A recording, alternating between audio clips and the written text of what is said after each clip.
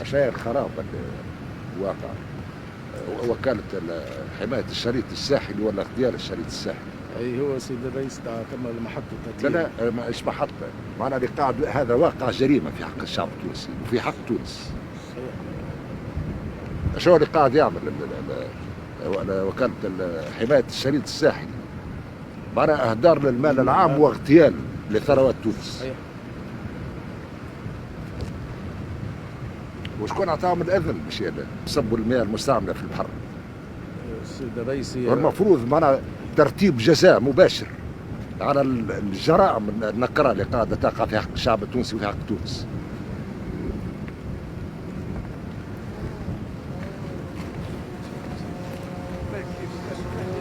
هذا الماء المستعمل بتاع المعبد يتصب. هي تم محطة تطهير. لا وين محطة تطهير؟ الماء يصب مباشرة من قبل عدد من المعامل في البحر. ومش لا في عديد الأماكن. معنا كل شواطئ تونس تقريبا إلا بعض الشواطئ المحمية من قبل اللوبيات. هي اللي خلاوها للوبيات. وبالنسبة معنا ضرب لتونس. ومن بعد نتحدثوا على حماية الشريط الساحلي ولاش موجودة.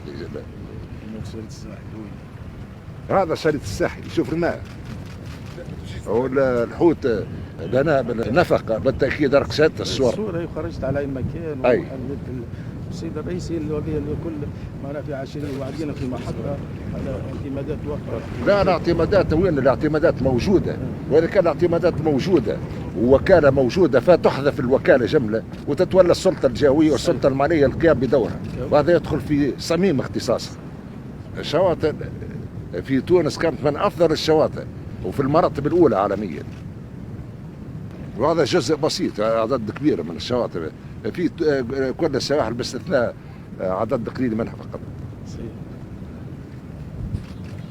إذا كانوا عاملين وزارة للبيئة ومئات الملايين تصرف وكالة لحماية الشريط الساحلي وكالات متعددة وإدارات موجودة وبدون أي أثر في الواقع، أولى تمشي للإدارات أخرى ناجعة. هذه جرائم مرتكبة في حق تونس.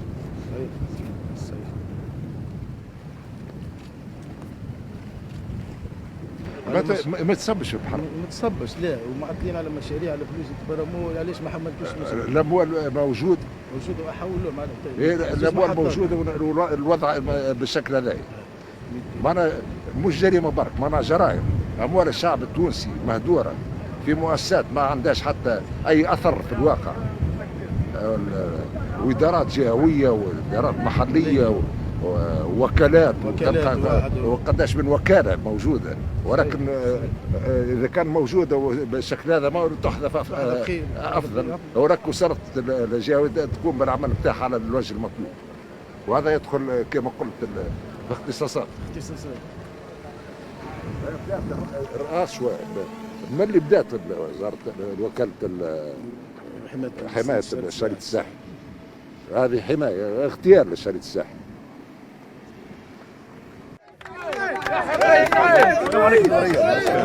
صار جريمه في حق الشعب، نحبوهم يتحاسبوا. الديوان التطهير هذوما اللي قاموا بجريمه في حق الخليج. هذا مش لازم الوضع هذا يتغير سيد الرئيس. لازم يتغير وسيتغير. والمحاسبه سيد الرئيس.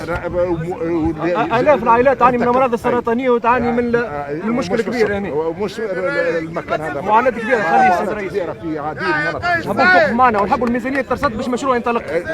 رجاء سيد الرئيس وقف معنا. واقف مع الشعب التونسي داخل هذيك الساعه. المجلس المحلي شنو اللي يستثمروا من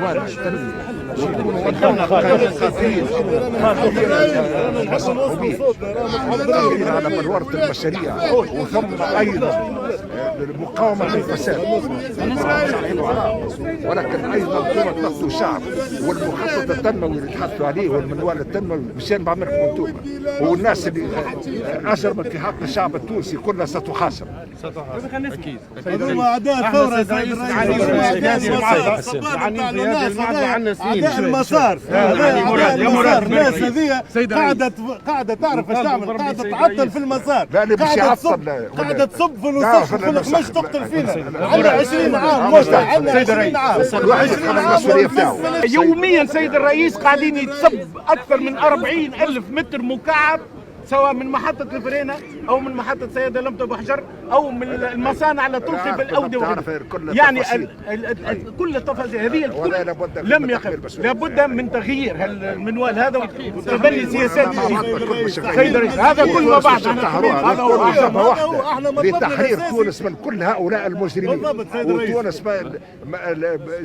تواصل المسيره والشعب التونسي على وعي كامل. المواطنين عندهم امل كبير فيك سيد الرئيس، مع بعض ما يسمعوناش حتى شيء. الناس جو علاش يحبوا زيارتك انت باش انت تنقذ هالمنطقه دي.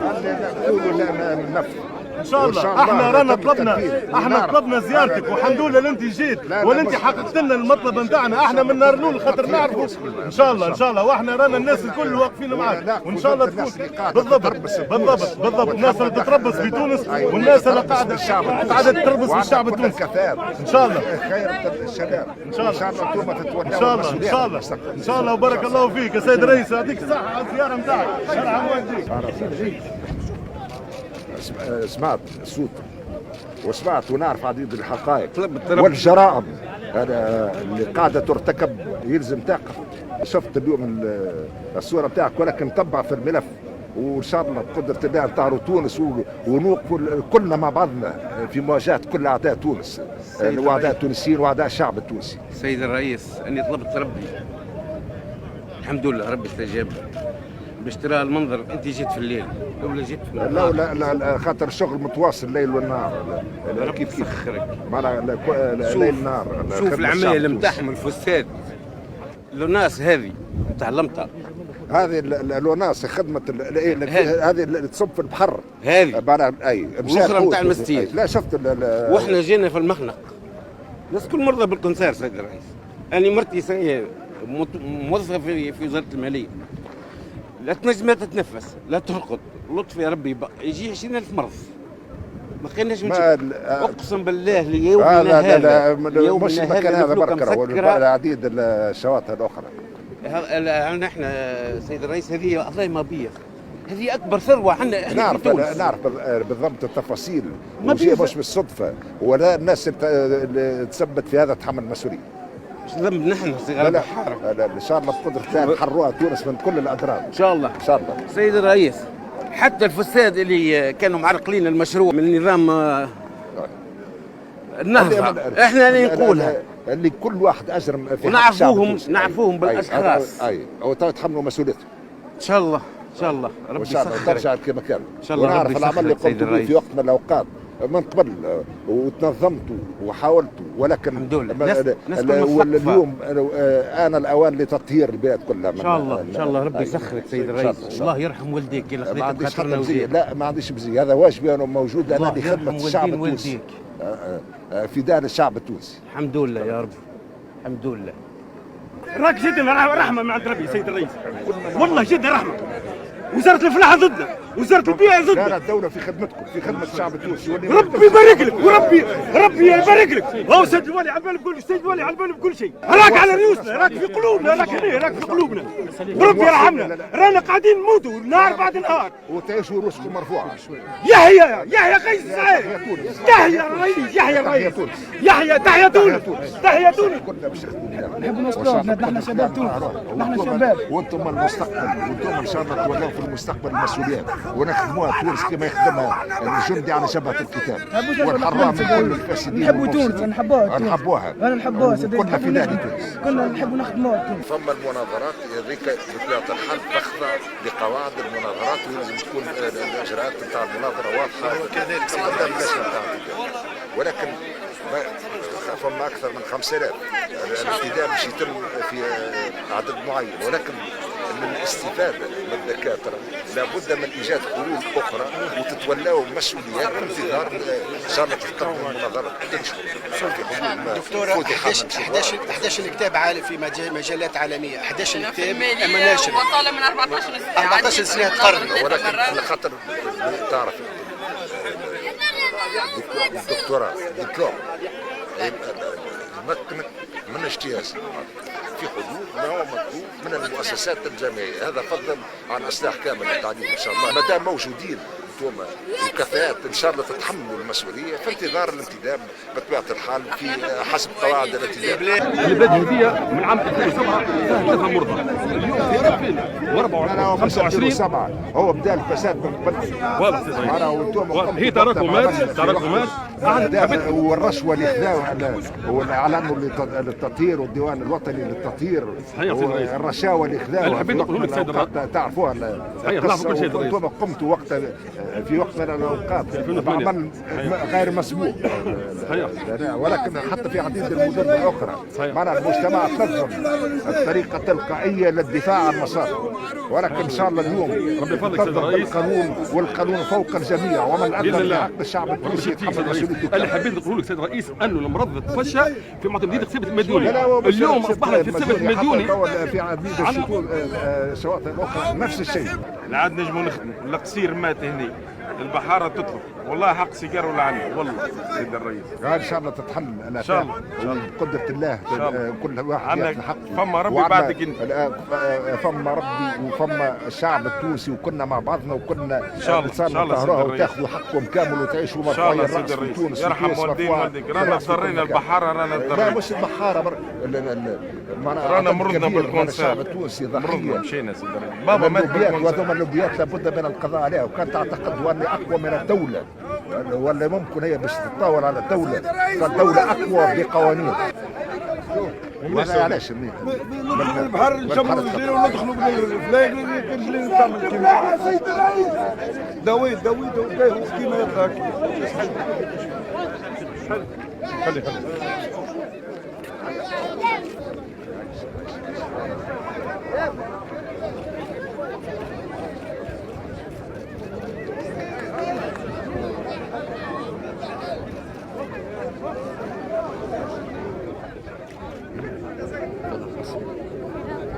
ماكش وحدك سيدي الرئيس، رانا معاك. كنا مع يد واحده من اجل الشعب دمنا ومن اجل تونس صغارنا، وكنا فداء كنا فداء لتونس. وانت على راسها باعتبارك انت تمثل تونس في المرحله اللي احنا هي مفصليه في التاريخ التونسي اللي قاعده تبدا في حرب التحرير. ان شاء الله نكونوا فيها حرب ان شاء الله من حروف انت قاعده تفهم انتصار نتاع نقبلوا الا بالانتصار، لان مؤمنين عندنا كل الامكانيات وعندنا كل الكفاءات وعندنا كل القدرات. المهم الايمان باننا في حرب تحرير تونس، وسنواصل هذه الحرب حتى النهايه. ولا نقبل الا بالانتصار او الاستشهاد. فعليه واحنا ناعيها جيدا وناعيه كل المراحل اللي قاعده تمر بها تونس حاليا، خاصه على مستوى الوضع الجيوسياسي اللي قاعد يصير توا حاليا. واحنا معك سيد الرئيس قلبا وقالبا من اجل البلاد هذه الا دم جدودنا تبزق على خاطرها. احنا ندخل حتى دماء الشهداء من اجل الاستقلال، ودماء الشهداء من اجل من اجل تحقيق اهداف الثوره. هذه امانه في رقابنا جميعا، وان شاء الله سنعمل على تحقيق كل مطالب الشعب التونسي ونطهر كل تونس من كل من يسوء فيك، سواء كان في الداخل او في الخارج. شكرا. مشكله المناطق الصناعيه قاعده تصب لنا هنا الدنيا في البحر وفي حتى في لاحيه. ما عندكش فكره حتى الهواء نتنفسوا فيه احنا في قصيبه المدينه اللي هاربين منها. حتى الشط بتاعنا ما نمناش متمتعين فيه. والله ما زاد، والله شيء بكي. هاني شنو نمشي نقعد في البوط روح نبكي.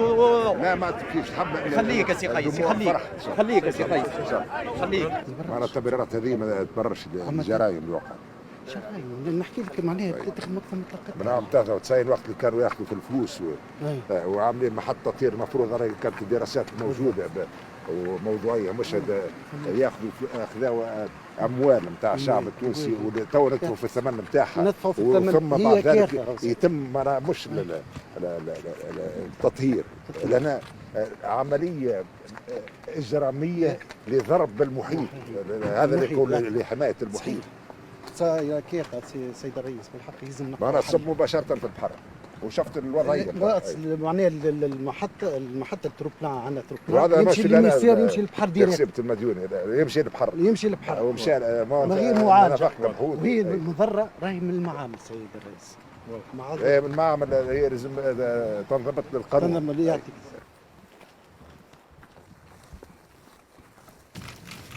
هذايا سيد الرئيس، هذايا اللي ميسات، هذايا ماشي للبحر. هذه ماشي البحر. للحد فهمني. ما راه ماشي البحر. شفت البحر كيفاش ما عادش بحر. ماش بحر، شريت السياح الكل بصراحه. مال الشعب التونسي اللي ندفعوا تو في الثمن نتاعو نتيجه للسرقه والنهب اللي وقع. هذه ما عادش محطه زايد نقولوا محطه. ما نقولوا محطه معناها زايد اللي موجود تو كله زايد. ما هي سمة تحول ما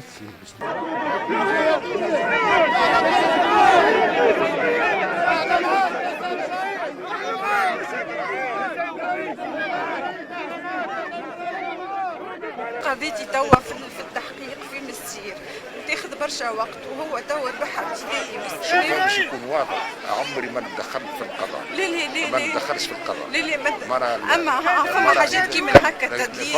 لا عمري ما ندخل في اي جهه قضائيه في الاداره هذاك المسؤوليه انا البلاد لو كان باش كمل هكا قسما بالله مش يوقف فيها حتى شيء. لا ما تبكيش وتوقع سيسي وتاخذ حقك كامل. انت تعرفني انا وقفت قلت لك وقف للبلاد والله حتى الادارات خاربه كلها يحيى سيد الرئيس، يحيى سيد الرئيس، يحيى سيد الرئيس.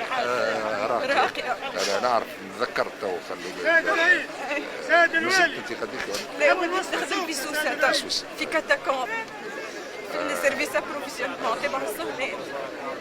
اما الاداره كلها تو في الاداره اذا كان ثم في الاداره اي تجاوز تو ياخذ من عندك. بالنسبه للقضاء عمري ما ندخل. انا عندي نزاهه فيك انت وفي القضاء. وان شاء الله القضاء يكون ناجز وسريع هذاك اللي حب. يا المهم